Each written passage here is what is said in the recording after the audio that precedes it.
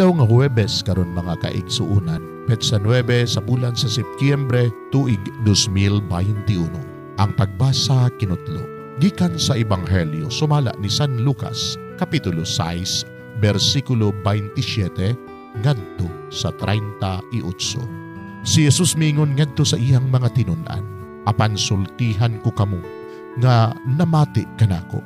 Higugmaan ninyo ang inyong mga kaaway ug buhata ang maayo alang ni adtong nagdumot kaninyo.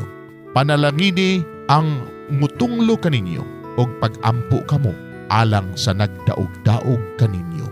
Kun may musagpa sa inyong aping, ipasagpa usab ang pikas. Ug kun adunay muilog sa inyong kupo, ihatag usab ang inyong sinina. Hatagin ninyo ang tanan nga mangayo, ug kun may mukuha sa inyong butang, ayaw kinig bawia.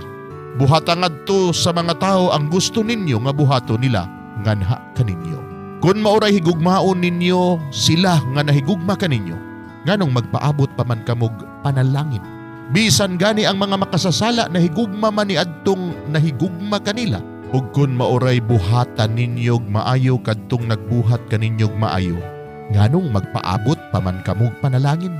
Bisan gani ang mga makasasala nagbuhat man ni anak, ug kun mauray inyong pahulamon kadtong inyong gituuhan nga makabayad, nganong magpaabot pa man kamog panalangin. Bisan gani ang mga makasasala magpahulaman ngadto sa mga makasasala ug magpaabot sila nga bayran sa samang kantidad.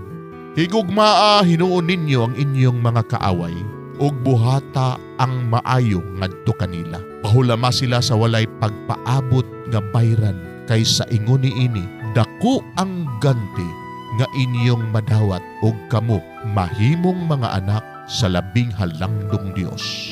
Kay siya maayo ngadto sa mga dili mapasalamaton, ingon man sa mga dautan, busa pag maluluyon kamo, sama nga maluluyon ang inyong amahan. Mga igsuon, ang Ebanghelyo sa Ginoo. Daygon ikaw, O Kristo.